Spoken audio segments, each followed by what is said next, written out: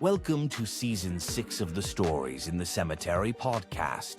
This season, we're shaking things up a bit with deeper questions into the paranormal. And to do that, your host, Nicholas McGirr, has invited the owner of AmenParanormalResearch, Joshua Amen, to be his co-host. To learn more about their studies and articles, visit StoriesintheCemetery.com, or you can check out the Paranormal Investigation Workbook or the Paranormal Investigator's Almanac, both available on Amazon.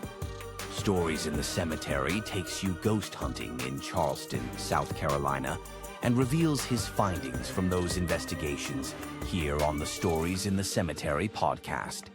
Let's get into today's episode with Nick and Josh.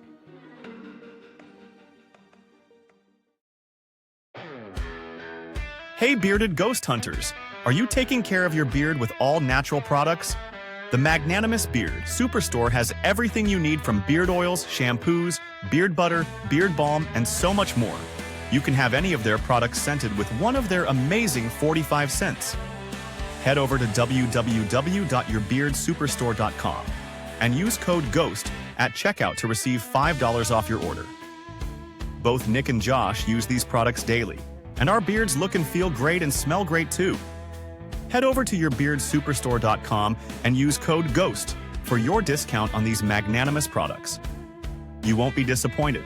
If you have a white or silver beard, they even have specialized products that will help keep the coloring of your beard. Use code GHOST at yourbeardsuperstore.com. This ad is Zeus approved.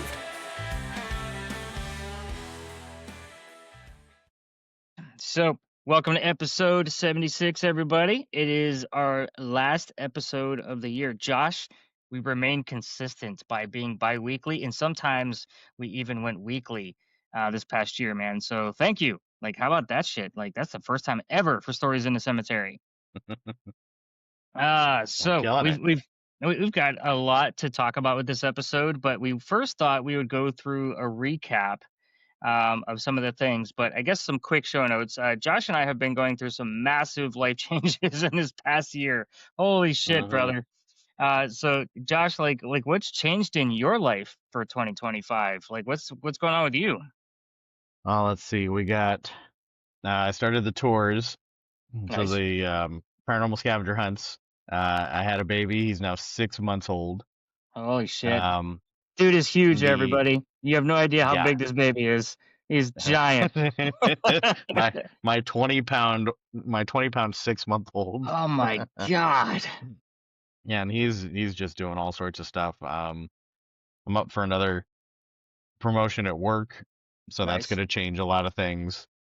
Nice. Very cool. Very Still cool. pushing all the experiments like crazy. I got all sorts of new shit now, so I just ordered some copper wire, and a AI recorder.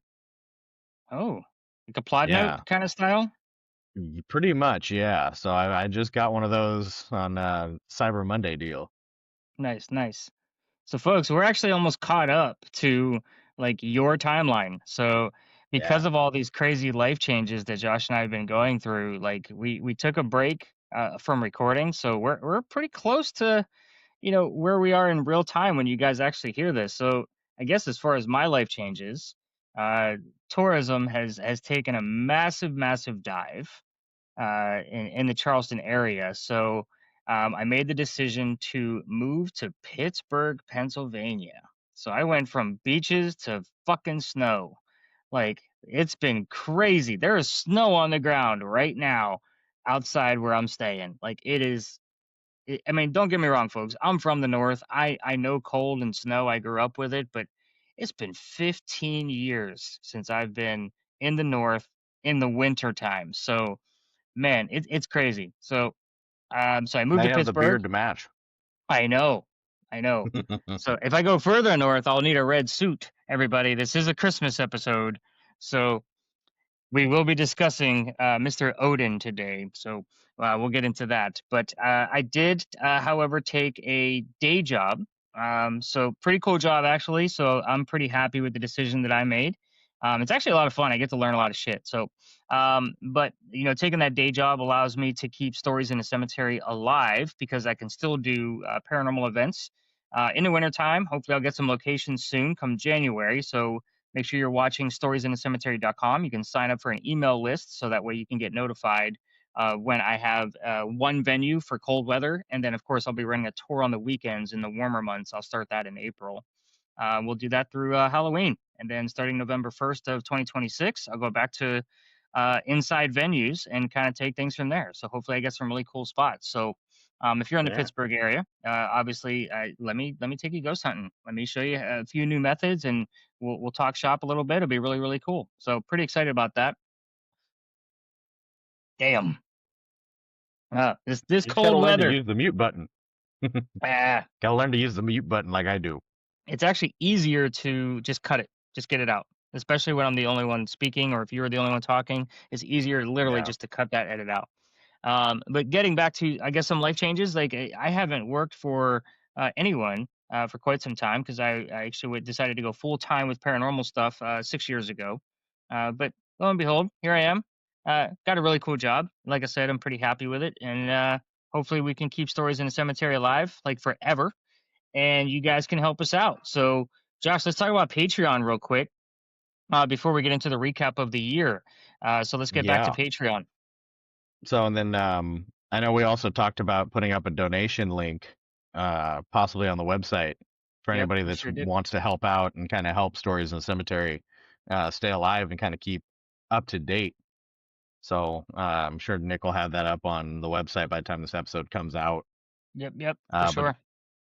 going straight into Patreon, we've been putting up, some stuff this last few months. I've been putting some stuff up just so that there's stuff there for you guys as you start to join, because the Secret Society podcast starts in January.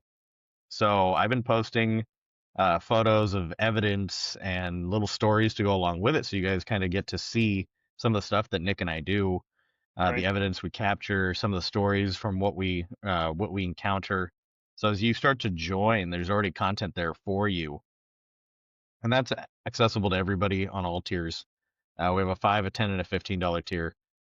$5 tier just gets you the podcast and some shout outs on here where we, say, hey, thanks for joining so and so.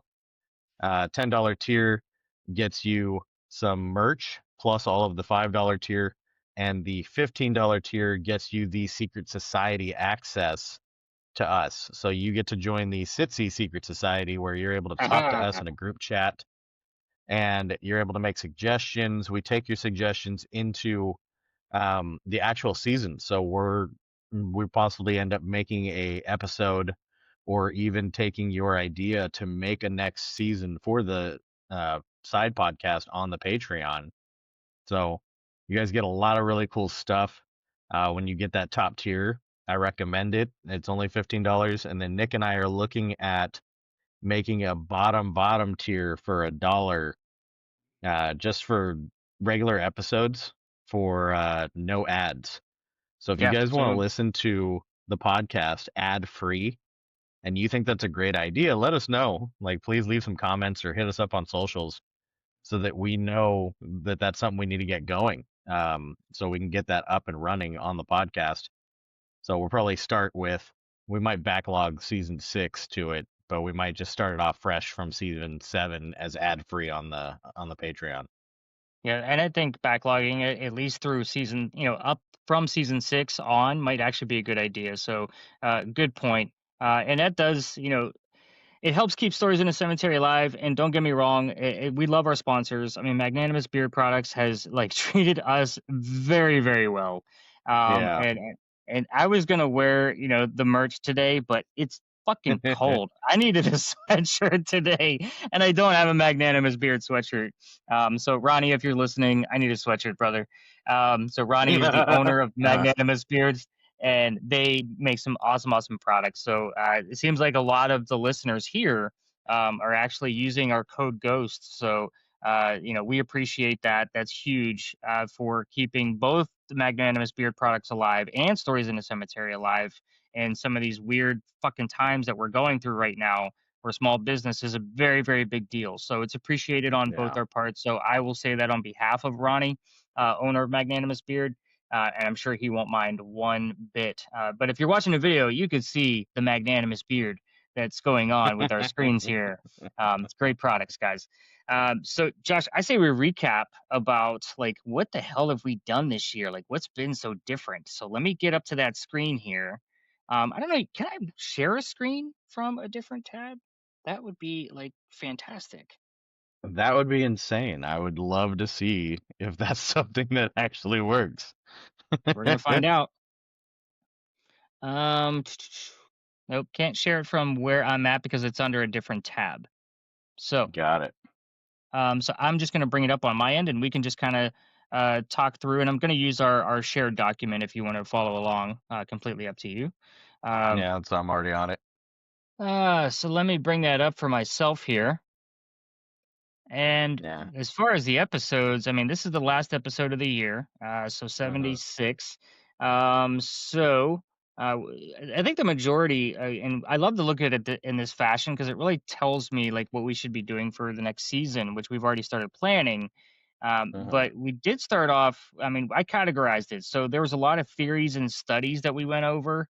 Yeah. Between EMF spectrums, we covered the Estes method. I put paranormal roles in here, and I've actually had a lot of comments about like the paranormal roles in between ghost hunter, ghost enthusiast, that kind of thing. So that was a really great episode that got a lot of good feedback. The Yeah. Philip experiment, I've actually been seeing more and more stuff about the Philip experiment from other paranormal teams, like talking about it on their podcast or even an article here and there. So that Yeah. one was really cool. I mean, you taught me a lot about that one. The Lady in White, we kind of dissected, if you remember, of why it would always be the Lady in White. So that was a really cool one.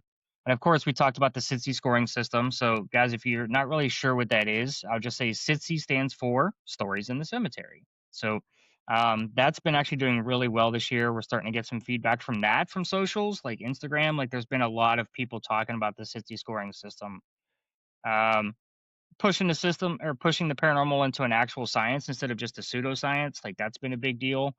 And I know there's been a lot of talk on TikTok about some of the drama and stuff that's going on. But I mean, Josh and I stick to Yeah. the science. There's really been a focus on let's make it science, let's keep it science, and let's make sure we're going after actual evidence and pushing this like instead of just using EM fields like Josh talks about all the time, and making new product and new devices, equipment, gear that we can use. So that was a really cool episode. The almanac, of course, we discussed the Know Your Ghost episode, the frequently visited haunts. So got a lot of like views and watches. So I was surprised we didn't see any like comments on the actual episodes from that. So that was kind of it was a weird one because the Know Your Ghost piece talked a lot about like visiting the same places over and over again, which is kind of a theory all by itself. Kind of like the 30 days. What was that? What was that show that they did? That experiment. I'm trying to Yeah. remember. Yeah. It was like they put somebody in the house or a haunted location for 30 days, and Right. everybody always ended up possessed. Yeah. Yeah. It kind of turned out to The be pretty ghost is, hokey. the ghost has got me. Yeah. Of course, we talked about Scooby Doo, and Josh brought up something to everybody that maybe every year we do a different TV show. So maybe next year we'll do one on. I think you mentioned Supernatural. I There's think that would be. Supernatural. There's Lock and Key. I really loved Lock and Key. I was so pissed when they canceled the series because it What they actually do? 2 had. seasons? I think they did one season, and like that one, I think was one of the coolest ones because it was all about using things like the salt, the steel. Like it was almost like the game Phasmophobia, but like Yeah. a real life. So that's another one. So we got to get everybody start donating because Nick needs a PS5 so we can play Phasmophobia on YouTube together. Yes. I do It is need a hard PS5. as shit. So April will tell you we need, not want, need a PS5 so she can continue on with. Yeah, it's like my wife is more of a hardcore gamer than I am. I'm still playing Luigi's Mansion 2. Like I don't give a damn. I'm fine with my Switch. Anyway, back to our list of shit we've done this year. Paranormal parents. Like, I love this. I guess the name of the topic. Having Yeah, paranormal parents. I don't think anybody's really coined that um, as of yet, but I think you and I kind of like really, um, I don't know, put a stamp on it. So I kind of like paranormal parents. So we talked about yeah, Pearl Koran and Patience Worth. So you got to teach me about right. that. That was pretty cool. We did an interview with Kat, the spooky scholar. Now, she's not necessarily a paranormal parent, but she does love to research. And I did put like some of our guests in here, so that way we kind of had Mm, people, that kind of mentality. So Kat was right. really cool to talk to, and looking forward to finally editing, her article for the 2026 almanac. Michael Faraday, as we all know, came up with the Faraday cage, and he didn't want anything to do with ghosts, so we covered him. The Mark of the Beast. So not necessarily a paranormal parent, but definitely some folklore with the triple sixes and symbolism of things that we see in the Yeah, paranormal community. It was kind of a really great idea to cover, Holzer, during our first season right, together, Josh, just because I mean he is the father of the paranormal. He right. really truly is. Let's see, we did the Ask a Ghost Hunter, so I kind of included us as paranormal parents, which might be conceited. And let's face it, I've been cocky, with some of the things I've been doing on socials. At least that's what I've been told from other videos that are stitching me together with their videos of how they feel about me. But that's okay. So I'm all about it. Let's see, Harry Houdini. Again, not necessarily another parent of the paranormal, but he had such an impact that I had to categorize him this way, and kind of Yeah, dive in. So I thought that was a really cool added idea that you brought to the table as well. And then we talked about my fiction works again, uh, not necessarily a paranormal parent type of style, but again, we felt like it was necessary. Like you said at the beginning of that episode, people need to get to know me, and they love yeah. origin stories. So I put mine on paper. So go fucking read it. So It's almost hopefully like some, a yeah, it's almost like a paranormal history like section. yeah, yeah, love it. And I put paranormal parent slash history. Like that's how I categorized it. Um, Uh, Surprisingly, we didn't cover a whole lot of equipment. Um, no, yeah, we we actually didn't. when we categorize it and look at it as a whole, most podcasts are going to cover equipment a lot because it's easy to grab that and say, let's talk about spirit boxes or whatnot. And I did Yeah. that, for the first 5 seasons of this podcast. So we Mm. talked about setting up an empty room, with certain ideas that may not have been thought of before. And the fog So machines. Yep, yep. That was actually I love that episode. Like I actually go back and listen to that one all the time. I think I've listened to it like 8 times. Just because Yeah. it still like influences. I mean, I know it's us, but I still listen to our own podcast quite a bit, just for Hmm. ideas. And what did we talk about here? We talked about the idea of the theremin, and I still believe like that should be something we could take that technology and put it into the paranormal in some way. And I believe you're working on something right now that could incorporate, Hmm. that kind of mentality. I think we discussed and debunked a lot of things with SLS cams. Yeah. So I think that was a good episode just because it did more debunking than it was glorifying it. Yeah. So we're not always We about gotta like the we gotta get a hold of the guy. I've been working it, man. The Ghost Science M3 app, like they just yeah, did yeah, the matrixing yeah. and like the SLS LiDAR matrixing on that app is nuts. Wow. The mapping is fucking insane, dude. Like I love the app. It is probably And the most high tech piece of equipment I have, and it's on a fucking iPad. well, I think that was my issue with it when we discussed it. On that episode was I don't bring it up a lot because it doesn't work well on the iPad version that I have. I have an older Hmm. version because everybody knows how much I love Apple products. Right. So I mean, I went cheap just to get the Ghost Tube SLS cam for my guests on the tour, so we had one to show debunking purposes. But as far as the Ghost M3, I'd love to work with it more. It just does not work well with that model that I have. So hopefully in the future, I will be able Yeah. to get that through. Yeah, we gotta get you an Uh, updated iPad too. yeah, no, well, that's basically what I mean is the device. We did discuss and argue about which devices work best together. So Yeah. um, that kind of showed a little bit of, I don't want to say animosity. That's the wrong word. It showed how Josh and I don't always agree on stuff, and that's fine. That's what this whole field's about. we're still friends. We talked about it later. We hugged it out, coast to Yeah. coast. Um, the God helmet. Ah, I still want one. I'm just gonna say it out loud. I still want one of these things. They're fantastic. We Josh kind of does. fought that one out too because Yep. I think it's a horrible idea, and you're like, I need to have one. I'm like, you're gonna die, Nick. Screw it. Yeah, let's do it. Electrocute my head. Let's go. Um, Locations. That's another one. So a lot of podcast guys, like you guys already know this. You listen to other podcasts. We're not the only ones.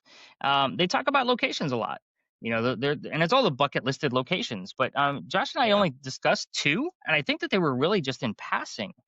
We named it Mhm. after the location because that was the primary focus. But it was really to talk about some of the theories and things that occurred there for us that we studied. It wasn't necessarily like about the history of that location or the focus that you would normally hear on another podcast. Last but Yeah. not least, the bonus episodes, Josh. You got that list in front of you. Why don't you cover those? Because you were more involved with those than I was. Yeah. So we got a hold of Mike Del Coro, Delco Goggles. Really cool episode. Awesome piece of tech. Yeah, And I mean, it's very unique. Like he made, those goggles based off the experiment, and he does a really good job with it. Like it's a really good like piece of equipment.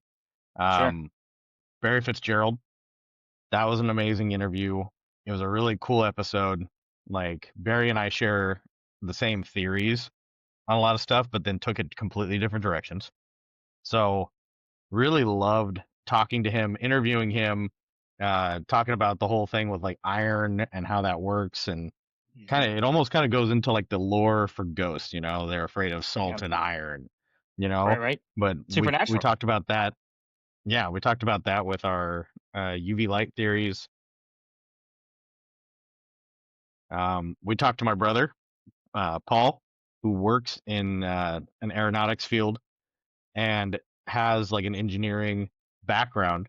And we talked to him about equipment, how that would work, what our theories are on some of the things that we would like to build, and how feasible it actually was. That's actually another episode I Um, think I've listened to at least 6 or 7 times. I love that episode. That was such a great conversation that we had.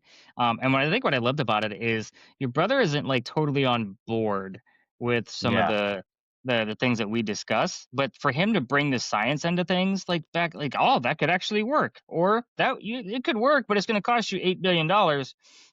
Like at least he was able to bring that perspective yeah, into the podcast. I love that conversation was fantastic. Sorry, move on. yeah. No, and I might have somebody for next season that we'll be able to have a very similar type of conversation with, who is building paranormal equipment, and I'm working Nice, with that might be building us some equipment. So nice, uh, we got a lot of really cool shit coming for this coming year. no doubt. We got to talk to Noelle from Creepy Confidential. So we interviewed with her. She interviewed with us. Like it was Right. a great overall experience. I believe she's part of the writing crew this year for the She is. Almanac. Hmm. So, and just her paranormal 101 classes. Like she gives actual classes. She's already got 102 and 103 planned and written out. Like she Nice. gives almost like a full on like pamphlet booklet. Like this could turn into its own like schooling of paranormal if she really Yeah. wanted to push it. Well, And now that I'm she up here in Pittsburgh, like we're pretty close to each other now. So I'm pretty sure there's going to be a collaboration of some kind of event or something that she and I will work together. I love her energy.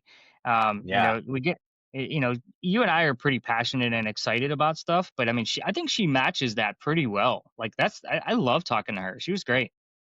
yeah. And it showed in the interviews. Like it was like a paranormal roundtable. And I feel Hmm. like at some point we're gonna have to do one. Like we have enough people now that we've gotten enough people together where we're gonna just have to do like a paranormal roundtable episode at some point, where we just like toss ideas in and just everybody has at it. Yep. And then we talked to Real Haunted Items, so a company that actually sells really like actual haunted items. I have one from them. His name is Michael. um, and it was a really cool. Like I honestly, I didn't expect it. I didn't expect anything to come of it. I thought I was gonna get some crap that just looks scary. Sure. Um, I expected nothing, and I investigated the item, and I got stuff, and I got a name, and it correlated to the name they got while investigating the item prior. And they didn't give me that information. Right. They only gave me the information that was provided on like where it came from, what they found it with, just very, very like minimal detail. Like I don't even know what like books those pages are from. I still can't figure out where the fuck those pages are from. Yeah, Um, I was supposed to research that for you, and I think I started, but I got sidetracked. But yeah, we'll definitely deep dive into that. so it's a really cool company, and they started utilizing my UV theory as a almost like a Nice. time change. So they were utilizing it as a like they would turn on the black lights and then turn them off to simulate like the sun going down so that they Yeah. would get more activity after using the black light. Nice. So it was like the spirits knew, okay, it's now safe to be outside the object or their little compartment, and then Horcrux. they would come out and yeah, they'd pretty much yeah, this is a perfect way to explain that. It's a Horcrux. Yeah.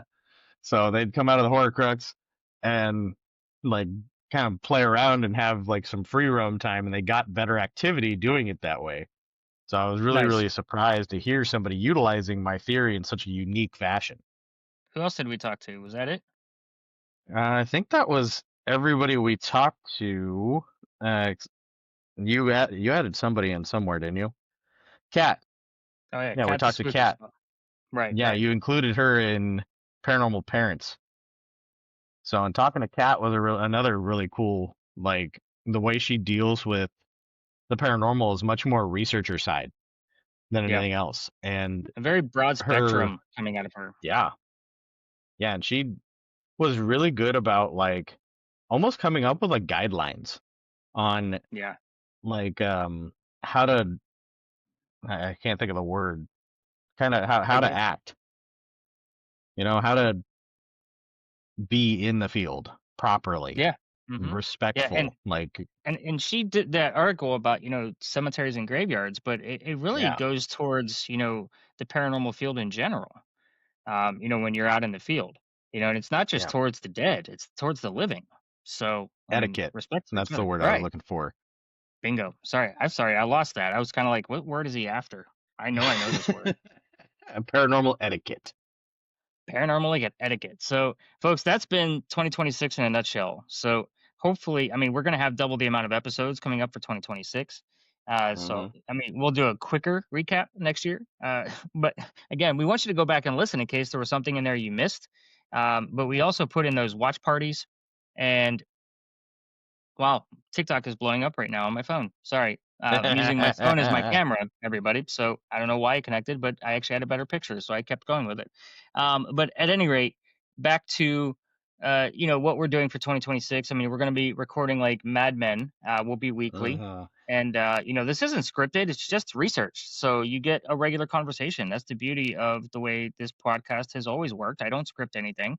Um, the only thing I script is the intro, and then that's pre-recorded. So there you go. That's how it goes. So Josh, what are we talking about today, man? Let's get into that. So today was a fun one. So I came up with a whole like theming to it too. So I even No wrote sound out like effects? the little, yeah, no sound effects, but I even wrote out a fun little intro, and I'm gonna have Okay. to make like a quick video, at some point to post for this because it's just a Well, fun. if you wrote an intro, when I edit this, I'm gonna put some kind of music behind it, just so you know, because I can do that. All So I'm, right. I'm gonna I'm gonna edit it down. So I'm gonna be silent. I'm gonna mute it so you can read your intro. All right. Welcome to the Sitsi Christmas Carol. Ghost cryptids and more, Sitsi tells you the Christmas lore. Krampus and Yule galore. Listen in as we explore. I even made it rhyme. Think we lost you on the last line, son of a Damn it. bitch. Take two. Ah. Read it slower, like in a creepy narrative voice, and I'll put some Okay, crazy ass okay. music behind it. Take two. Welcome to a Sitsi Christmas Carol. Ghosts, cryptids, and more. Sitsi tells you the Christmas lore. Krampus and Yule galore. Listen in as we explore. Dun dun dun. Love it, everybody. That's great. Yeah, that's the All shit right. I think of like randomly. Like I put that together and then I came up with the second line in the shower. It just popped into my head. TMI, brother. TMI. Like, I don't think the audience needs to hear where you came up with the lyrics to the intro. So, where do we want to start with this? I know you come up with the sheet. I think the way you ordered it was perfect. So let's go right down the line. And I'm going to interject because you did way more research on this. I just moved from Mm, state to state. So I'm still getting acclimated. So, Josh, this is truly your episode. I have something, a couple of tabs that I saved that are pretty badass. I uh, think we can add in, mainly around Odin. And about our friend that we talked about earlier this year. So you'll be surprised of mm, things that I found this afternoon while I was reading. Of course, it's afternoon for me and mm. morning for you still. But anyway, Right, right. we'll let you go ahead and start off. I'm going to bring up the list here, and we'll let you kind of do what you're doing. So I thought this would be something where you kind of took, a good hold into it as well, because we're talking about how Christmas and the lore around Christmas originated from pagan winter solstice, the Romans, like it came from a bunch of different places and was adopted in by Christianity and then turned into Santa Claus. So I thought it'd be really cool to kind of go over all this paranormal type lore for Christmas. Yep, Um, absolutely. and it's funny because you see like Christmas horror movies and stuff every year now, Hmm. and that's not far from actual Christmas tradition because during winter solstice, you had the longest nights of the year because it Right. literally was the longest amount of darkness that we got. And for them and the pagans, it meant the thinnest veil between the living and the dead. And the tradition was to tell ghost stories. So that has continued on today and was emphasized heavily by Charles Dickens and other writers through the English. And then we get into like the normal traditions of ghost stories today now looks like horror movies and other crap. So I listed out a bunch of stuff that's just like Christmas in general and then where it actually came from. So one of the first ones is caroling. So pre-Christian, caroling was called waysailing, and it was used to ward off evil and promote good health. And there's actually a part farther down here that kind of goes farther into that. Mary Lude. So the waysailing maiden. She rode in on her skeleton horse, and you were not allowed to let her or her little skeleton pony inside. So and this is part of Yeah. why people did, the waysailing or the caroling that we know of today. And But they isn't carried that things. term like the "Here we go a wassailing"? Like, isn't that like a thing in one of a Christmas Carol like type of songs? I think It so. could, so I mean, I can't remember the song off the top of my head, but it's "Here we go a wassailing," and like, that's the lyrics. So again, folks, like we have to remember. I'll probably have to add in like what the song actually was, but it's just interesting that we hear these terms and we don't know where they Mhm. originated from until you start listening to kick-ass podcasts like us. But anyway, uh, so sorry, carry on. I just saw that word. I'm like, that's in a Christmas Carol lyric. I know it is. I honestly, you know better than I do on that one. I don't remember it. Um, we have like holly and the ivy, right? Which is carried around a lot of times during these caroling sessions and is decorative in our homes.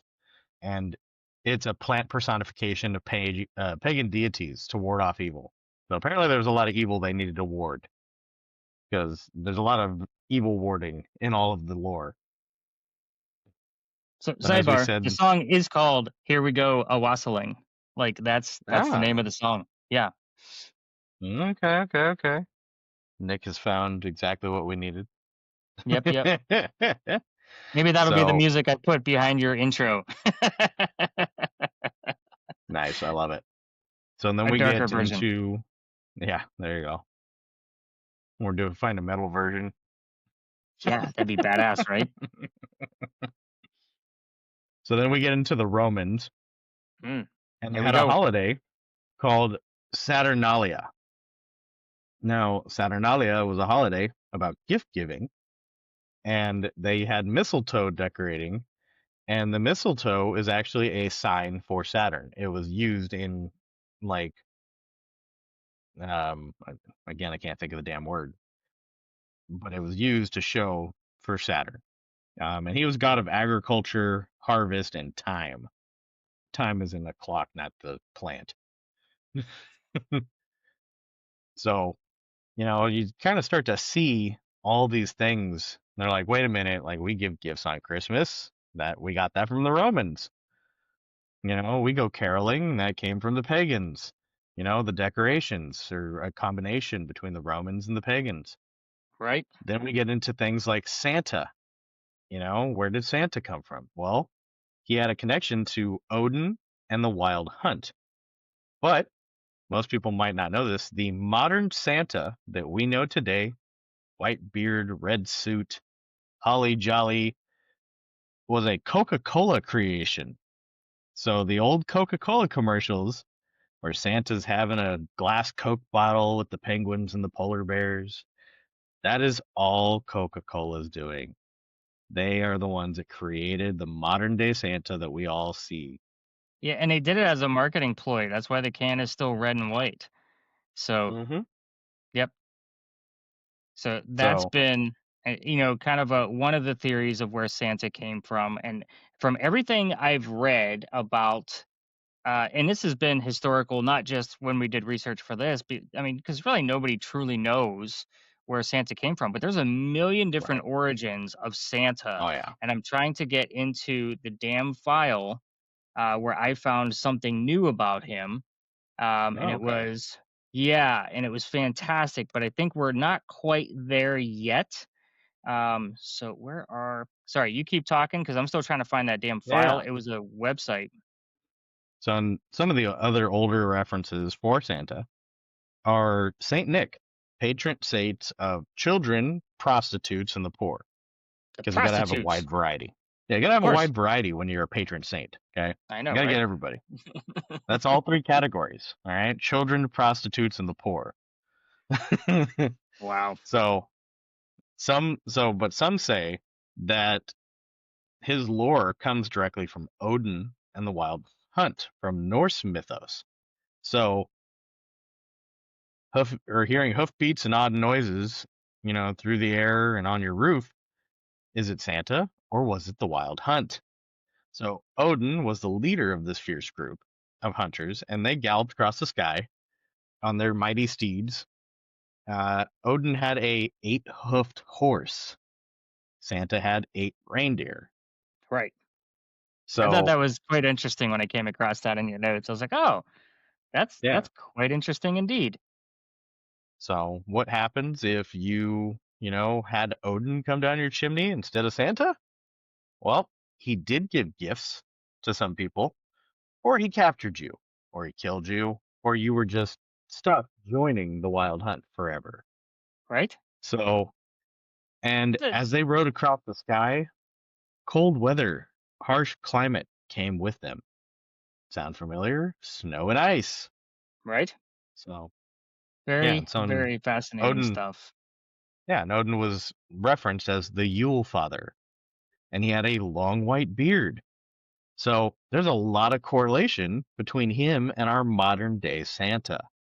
Now, this is where I get to chime in. I think I Hmm. finally got what I was looking for. So, no, it is not. 'Cause that was a good one too. History Channel, like website is actually like chock full of good stuff. About this whole, you know, anything dealing with Christmas and trying to find the actual, origins is the word I'm looking for. Right. There was something about the brother of Odin, and his name was like Nikolaos. So that helps with Krampus. the. Well, no, it was more like Saint Nicholas, but it was like Nikolaos, obviously spelled in a much different fashion. Right, Um, right.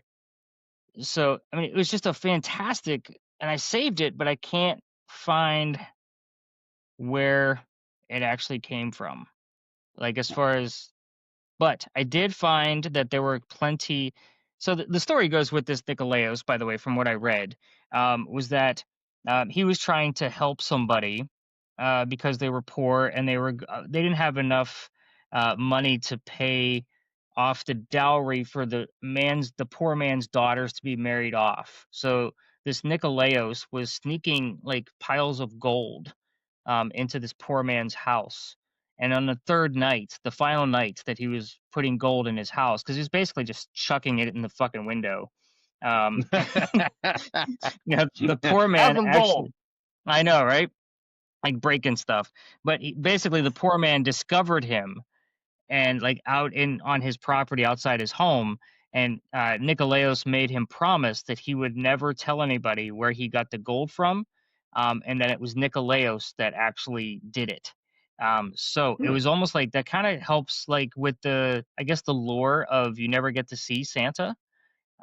Kids go to Yeah. sleep so Santa can come. And I found that one very interesting, especially. I mean, my name's Nick. Everybody, my full name is Nicholas. Um, but it Explains just beard. yeah, it does explain the beard. So I wouldn't be Santa Claus; I'd be Saint Nicholas. But that's I thought that one was actually pretty cool, and I was like, I gotta find that story so I can actually read it. But now I can't find it because I have a million tabs open, and Google is doing something crazy with files. Like I'm all over the place. I have again can't find anything besides the damn "Here We Go" wassailing song. So I know, right? And that's only because I did it Nick's just then. Nick's getting old. Technology don't Well, agree anymore. no, the technology's fine. It's a matter of I just feel like I just moved everybody and I'm crashing with families, so everything's a wreck right now.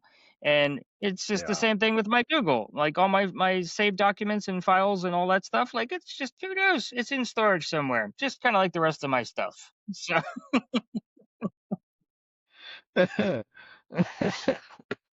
my whole life is in storage right now, so it's in a cloud somewhere.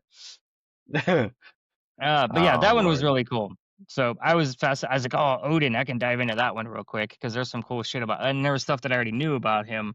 And I think even for the graphics of this, like I created some AI stuff as I was doing research, like for the header for this Mm. episode, and I think I'm gonna do like a very like Odin like kind of mentality, and then there's gonna be Santa who's jolly, and got his like yeah, it was actually pretty cool graphics. So I was like, oh, that's gonna be a cool one. But please proceed, sir. Yeah, so now we're gonna go into almost more like the cryptids of Christmas. So obviously we have things like the elves. So the elves are a combination Whoa, of whoa, lore whoa! from You're gonna different call an places. elf a cryptid? Is that Hell where we're yeah. putting this? Hell yeah. Dude, they're little people. Like, No. They're based off of Norse, Celtic, and Scandinavian lore on the hidden folk. And the hidden folk are elves. So Elvin. the hidden folk, yeah, elven. So this is the lore of like the fairy, the fae, like it's all that category. And So those our are D&D listeners considered know cryptids. exactly who these people are, and that they're fucking Yes. cryptid. So we're gonna put Santa's elves as cryptids now. Fuck yeah. Okay. I think we should do a So whole cuz separate episode.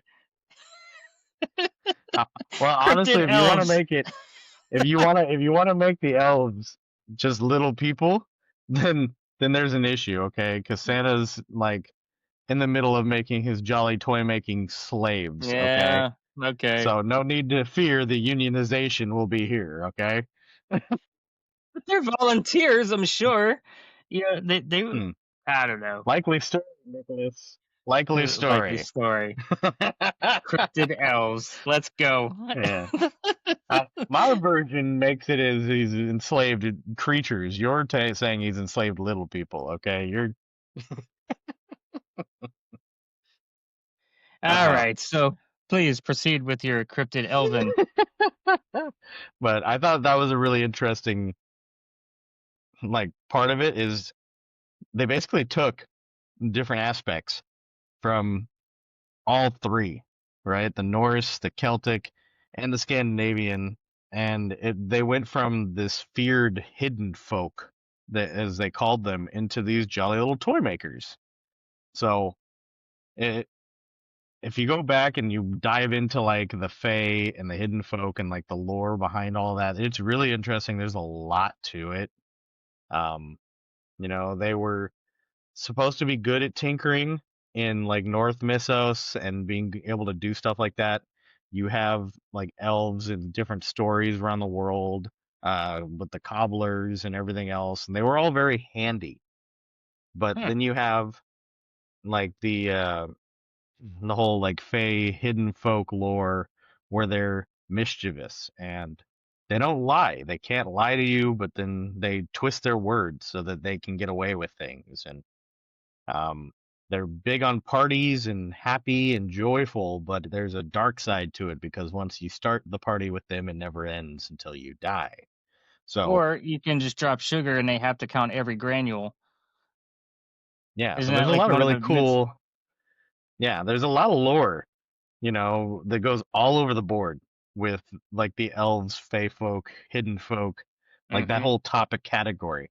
So Yeah, honestly, it could be a full episode at some point I'm sure it because could. there is so much lore around the entire topic. Um, and then we Interesting. go into yeah, and then we go into like the bad side of things. So Krampus. We all know So that name, don't we, folks? yeah, Krampus. he's come up a lot. He's come up a lot. What So isn't there he's like a Krampus festival? Where's the Krampus festival? Is it a different country? uh Krampusnacht. So it's St. Nicholas Day, December 5th, Okay. and that is the same day you have Krampusnacht. And it is a festival that you see in like German, Austria. He's from German, Austria creation. Okay. And so he, in lore, is with Saint Nick because Saint Nick can't be seen punishing children. So he drags this horned beast around in chains that, basically show you like he's in control and he's got the Mm. power over this beast. And that's who does the whippings on the bad children's and the switching. And that's why Krampus is seen with like some kind of like reeds or something to use as a switch. Mm. And he's Interesting. always shown with like chains on or cuffs or something showing he was bound. Um, and o- oddly enough, unlike all of the other aspects of most of what we're talking about coming from other places, Krampus was Hmm. more a Christian origin or creation Oh, than anything else in the lore that we're pulling. So just let that sink in. this is why we're friends, Josh, because you teach me shit, and I'm like, oh, I didn't know that. So very cool. Very, very cool. Yeah, but if you want to go to a Krampusschlaw, or Krampusnacht, um, you can go out to like Germany, Austria, like that area of the world and actually do the festival. And they usually have it around or on December 5th. And So I'm that pretty is sure, like, their, folks, if you've never seen this, like, obviously you're on social media, but I would say YouTube would probably be your best like chance to see like longer clips of like what goes on at these festivals. There's usually parades where everybody's dressed like Krampus, a different version of them, mm, and you'll see a lot of the same criteria that Josh just mentioned. With the bound chains and that kind of thing. I'm pretty sure they're not carrying switches around, but some of them carry a staff. So it's very interesting to see for sure. And I know that Josh, there's a horror movie called Krampus. I that's haven't quite a seen it. few. Um, ha- well, this one is Yeah, like a killer there's Krampus, like chainsaw kind of. Yeah.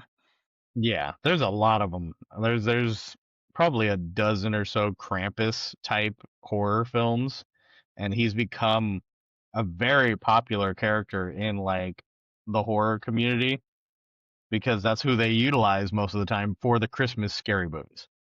Well, I know they also made a rendition of him in a movie last year. It came out and it had The Rock in it, where Krampus was the brother of Santa.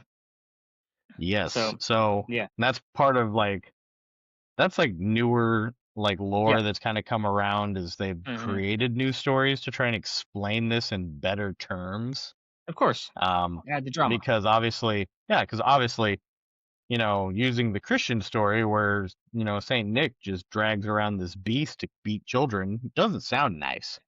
So They had to come up with a better way to say, and they're like, oh, well, he was his brother, and he just was naughty, Yeah, So, but yeah, they are slowly but surely trying to evolve the lore to make it not so bad on certain aspects of why.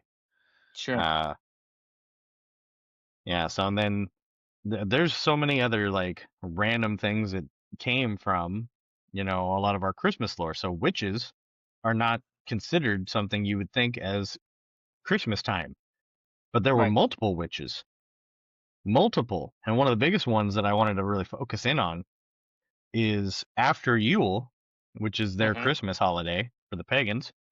Right. On January 5th was called Epiphany Eve, and you would get a visit from a witch called La Befana.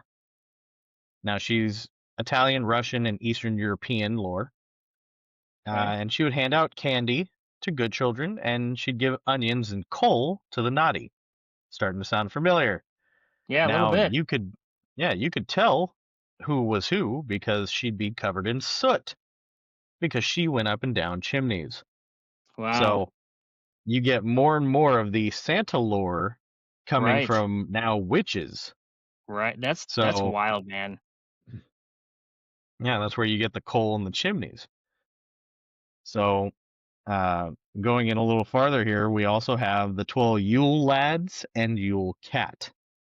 So these were a group of mischievous Santa-like figures in Iceland, and they would Wow. visit on the 13 nights leading up to Yule. So this kind of brings into like, there's the 12 days of Christmas, there's 12 Yule lads. Right, So, right, right. and they were all very unique. They left presents for good children and potatoes for the bad. It seems like they Well, if you just get it, left. yeah, you get an onion from a witch, you get the potato from the Yule lad. You Yeah, can you can start a make meal, stew. right? Yeah, make a stew. If you weren't good, but you at least got to eat. See, at least they're Yeah, nice. yeah. So now each one was so unique that their name was a trait that taught a lesson to children, and they're honestly hilarious. Like some of the names of these Yule lads are just fucking the spoon licker, the bowl licker, the door slammer. This one's my favorite. The sausage swiper.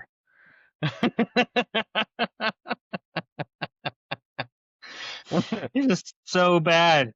Oh my Yeah, God, so such an innuendo for so many things on all of it. All of it is some crazy, like my mind just went to different places other than Christmas. yeah. Like, So and they were oh, all that's supposed to hilarious. teach a lesson. So if you didn't wash your dishes, or you didn't clean off your plate or Okay. eat all your dinner, they would lick the spoons and lick the bowls. Oh my God, If you the were leaving, punishments. yeah, if you were leaving doors open, they would slam the doors, and it What's was with the all just sausage things. swipe? I don't Like what? know. I didn't find any information about why he's called the sausage swiper. So I don't know. I mean, maybe it's something about stealing food. I don't know. Maybe, They I seem don't know. they're pretty literal. Like they're Yeah, pretty yeah. literal, so it's got to be something about stealing food. That's Um, crazy. yeah. But they were all there to teach a lesson to children, and because at this point in time, like you ate whatever you got. So you Right. were supposed to finish all your food. You had to Well, be I grew up that clean way. and yeah, and you had to be clean and clean all your stuff because, you didn't have all the amenities you really needed for things. You had to Right. close your doors because you had to keep in what little heat you had. Right. So it's funny to see like all the names of them. And then they had the Yule cat. So this was their giant pet cat, which is this big ass large black cat who was big enough to eat people. God. So, and The it ate terror that came anyone. from Christmas. Yeah, it ate anyone that was not wearing a new piece of clothing. So, anybody Oh. get socks and underwear for Christmas every year? Yep. Yeah, Okay. so damn it, Grandma, you got me new socks, and now the Yule cat won't eat me. Yeah, Um, right. so this was from like the wool herders and that part of like the society, and you'd get new clothing, every year. So it was to keep away the Yule Cat. Wow, that's crazy. Like, look at all the Yeah. little elements of things that we're celebrating today, and like little, I don't want to say rituals, but superstitions and things that we go along with Christmas. The eight reindeer on the roof could be the eight hooves. Mhm.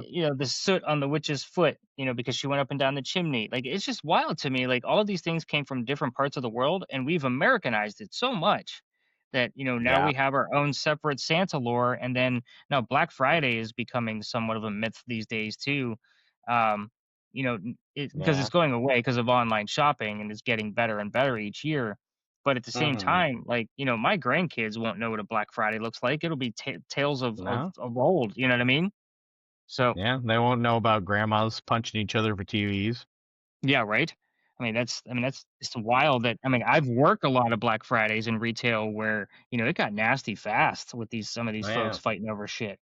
But People uh, pepper spray each other and everything else. looks like you got one more, and then I'm gonna bring something up, and then I guess we'll kind of close this one down. So what's your last one that you wanted to cover? So we have the 12 Days of Christmas and a creature called the Zarario. I don't know. I'm probably gonna murder. I'm murdering that word, but there's no Yeah. way in hell I can figure out how to say it. Um, so these were small creatures who only come out on the 12 days before Christmas, Oh, look at and that. they only came out on those 12 days before Christmas to take a break from chopping the wood at the world tree. So they were chopping the roots of the world tree every day, all year long, trying to keep it from spreading. And they'd only come up out of the ground 12 days before Christmas. And you could only see these creatures if you were born on a Saturday. Who came up with Yes. that? Like, that's I don't ridiculous. know. I don't know. But if God knows, if you weren't born on a Saturday, you can't see them. So, Wow, and they were that's just mischievous hilarious. little guys who, just caused havoc.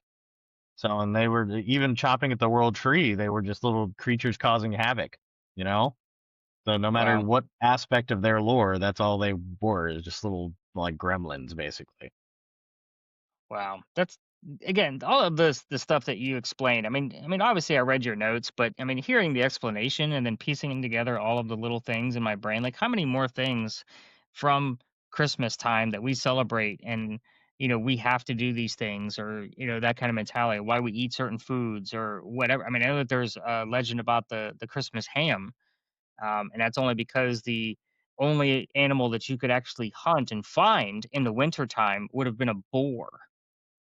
So I did Right. come across that. I thought that was interesting. So that kind of explains the Christmas ham and why we've gone through it, for all of these, I guess, centuries at this point. So I found it interesting. Everybody knows now that I'm a writer, if you listened to the last episode, but like how ghost stories at Christmas time kind of began. I don't want to say began because we'll never know how far back this actually goes. But Josh kind of brought it up at the beginning of this episode. Like the veil is thin, we have longer, darker nights, that kind of mentality.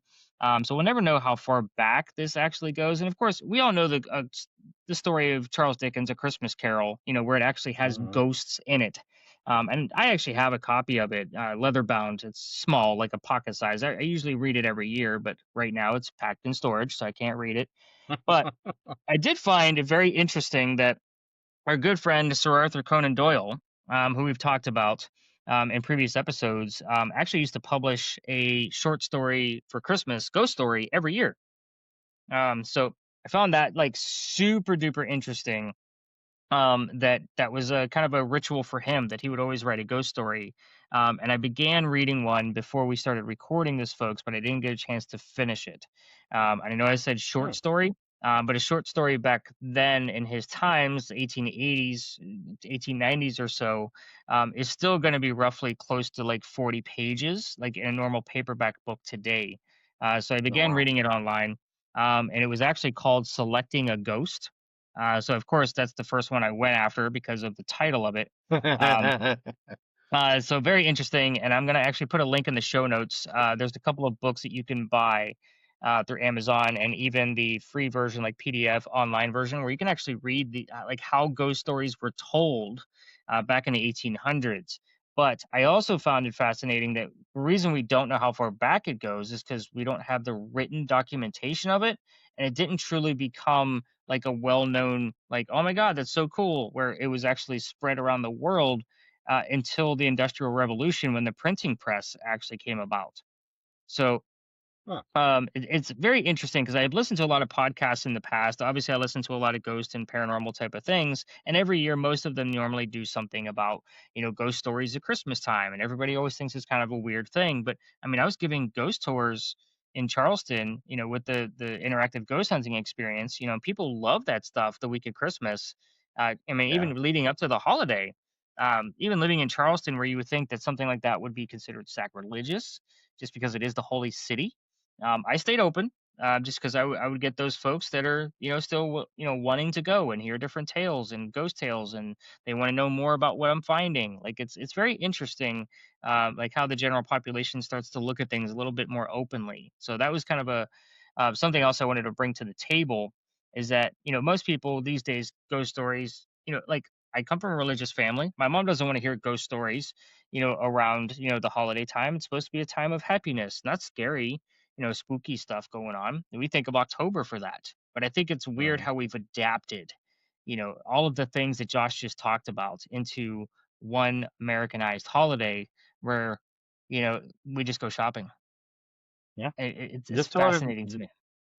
just tell your mom the story about Saint Nick dragging Krampus down the street by chains so he could beat children. Right? That's a Christian story. Yeah. It's crazy to me, like how all the little tiny bits and pieces like put the puzzle together from all over the world. And again, I'd love to make a list and maybe even write an article about it, to show, Yeah. like, hey, here's where this tradition came from, this is where this came from, based off of these references, kind of mentality, and have that list. But I mean, we all know Krampus. He, like you said, he's become mainstream media at this fucking point. And I think I heard about Krampus, I don't know, 10, 15 years ago, Hmm. and I was like, it's kind of an okay idea, like kind of cool. And then I just kind of brushed it off. But now he's, like you said, he's everywhere. There's all kinds of movies, and probably fighting Jason and Freddy and doing everything else at this point. In his Yeah. damn movie, like his movie line. Um, but anyway, so that's kind of like all of the things that I have. So I guess we're not going to go for like 90 minutes to an hour or to 2 hours on this one, Josh. We got through a lot of the lore pretty good, I think, and gave a good explanation. We didn't overkill on Yeah. that, but I guess for all of the listeners, we can't thank you enough, for sharing these episodes, the comments, and reaching out to us through social media. We've had a lot of that this past year. We're hoping that's going to continue as you have more and more questions about the SITC scoring system, because you picked up the new workbook, the new almanac.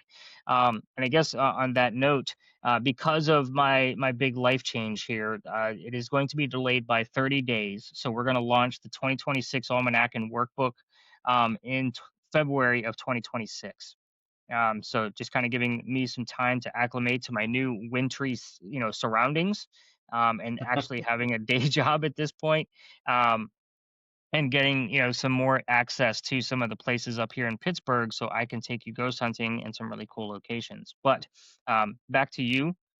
Very, very grateful, and we're hoping you're going to follow us over to the Patreon page, where you can get these episodes ad free. We'll start that probably in, I'm going to say February, Josh, because it does take 2 times to edit this with and without an Right. ad. So it's going to take me a little bit of time, especially if we're, going weekly. So let's kind of Right. move our way into that. But hopefully you've gotten that sneak preview of listening to the Secret Society's episode 1, which is kind of a blanketed, here's how we're going to do it type of deal.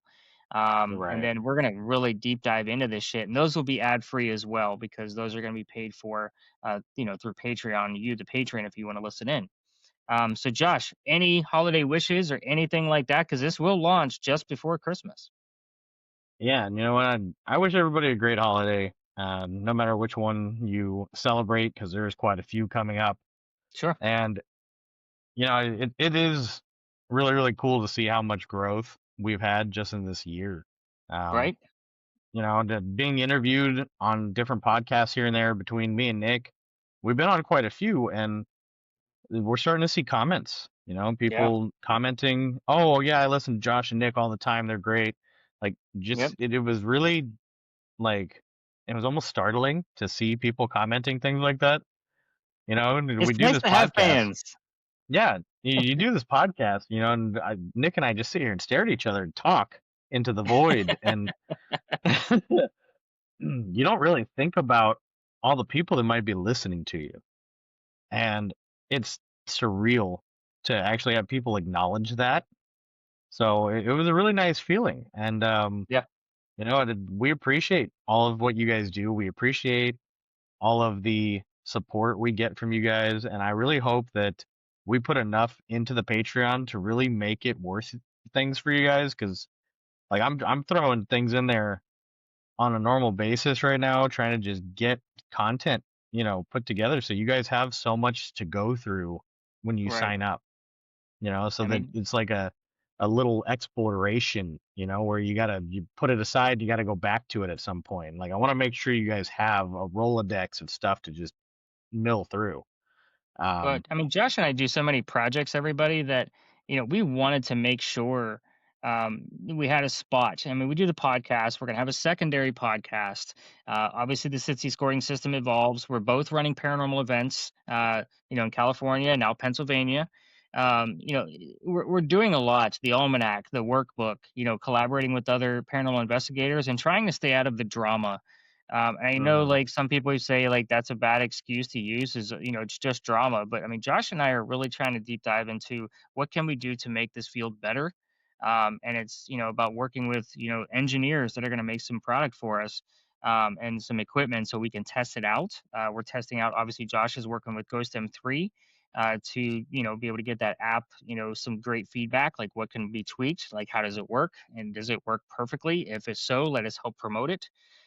We want to get things into the field that you're not using yet. That's the whole point of this. So me and Josh bantering back and forth about equipment and learning from the paranormal parents and the history. We want to see what's already been done so we could take it further. We don't know where we're going until we know where we've been. That's kind of the mentality. And I say that as a whole for the paranormal community. So if you see us on social media and there's some people that might be talking some smack about like how confident and cocky we might actually be, it's because we're staying out of the drama and we're focused and we Mhm. got our nose to the grindstone and looking at meters and looking at the tech that what can we do differently and what can we do better, and we're also emailing and having conversations with other collaborators. So if we say we don't care about something, it's only because it's not going towards the good of furthering the investigative process. And I think that's fair to say, Josh. Is that a pretty good way to put it out there like that? I think so. I mean, yes, being part of the paranormal community means you keep up with some of the current events and whatnot, but it Sure. doesn't mean you have to be involved. Um, Right. you know, I, I honestly, I hate to see some of what's happening in the paranormal community right now, but I don't have the means to fix any of that, and I Right. don't have the time to fix it. And I'm, working on so many different things. I sent Nick pictures of some of the stuff I've got recently. I got all this crap sitting on my desk, all these right. different devices, all these different, things I have to set up. I have a list of videos I need to make. Like, there's Right. So I mean, so we're much testing constantly equipment. happening. Yeah, I Yeah. mean, we're testing equipment and theories and working with, some of these other folks about their theories because Josh and I have the means to go out into the field, more so than the average paranormal investigator. So we're helping out and learning from it. It's kind of a to and fro. Where it's a you scratch your back, I'll scratch mine. You have a theory, we'll test it out. And that kind of mentality. And that's the way this has been working. So again, the socials, I mean, yeah, we're on them. But if somebody mentions us, we're not going to comment back if it's in a negative light. We're taking the higher road because, yeah, we might sound cocky, but that's because our nose is to the grindstone and we're confident in the information that we're giving you. So if it's information and just a theory, we're okay with saying it's just a theory. We're okay with saying that this didn't work or that we just didn't know. But at the same time, the things we do know about, that's where we're confident. If I've gotten activity from a spirit box from a different manner than most people actually use, I'm going to be confident in telling you that I've gotten that type of communication back. And Josh will do the exact same thing. So not to Hmm. bring this, into a Debbie Downer to kind of end this, but I did want to address it because, I don't want to say like we have haters, but we've had some people like make some comments.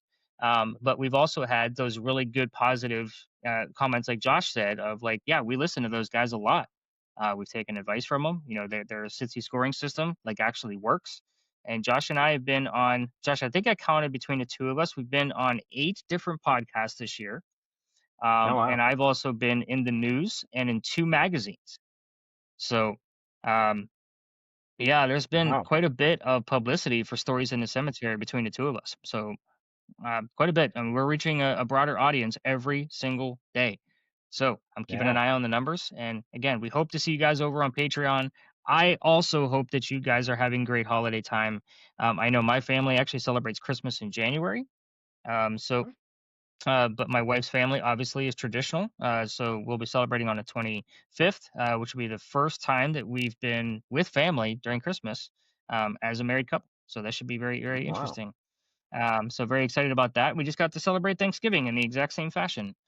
So we're used to actually getting just a small turkey and then going to walk the beach. That's kind of how April and I like to do it. But this year we had a house full of people. So it was great. We're near family, and this year we're going to be able to celebrate both Christmases in the traditions that our families actually have, and learn more about each other. So that's what marriage and ghost hunting is all about. You learn. That's what life is all about. So, Josh, final notes, final call. Anything you got to say? You know what? Just everybody enjoy your holidays. Be safe. Make sure you guys are keeping track of all the fun stuff we're doing to give you guys more to look at, and stay paranormally special. So that Wow. T-shirt will be coming soon. Folks, we tried. Like we were truly tried with the paranormally special T-shirt. It was just not looking to the caliber of what we Nah, were looking for. I sent you some better ones. Yeah, we're gonna work with that, and we're gonna get you guys some Stay Paranormally special shirts. Who knows? Maybe they'll be exclusive to Patreons, the patrons of Patreon, where they can purchase them that way. But anyway, folks, happy holidays, and we will see you next year. Yep. Hey, bearded ghost hunters! Are you taking care of your beard with all natural products? The Magnanimous Beard Superstore has everything you need from beard oils, shampoos, beard butter, beard balm, and so much more. You can have any of their products scented with one of their amazing 45 cents. Head over to www.yourbeardsuperstore.com and use code GHOST at checkout to receive $5 off your order. Both Nick and Josh use these products daily, and our beards look and feel great and smell great too. Head over to yourbeardsuperstore.com and use code GHOST for your discount on these magnanimous products. You won't be disappointed. If you have a white or silver beard, they even have specialized products that will help keep the coloring of your beard. Use code GHOST at yourbeardsuperstore.com. This ad is Zeus approved.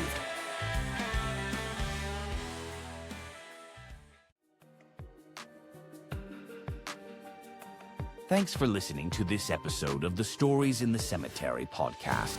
You can follow your host, Nicholas McGirr, on most social media platforms under the name Stories in the Cemetery.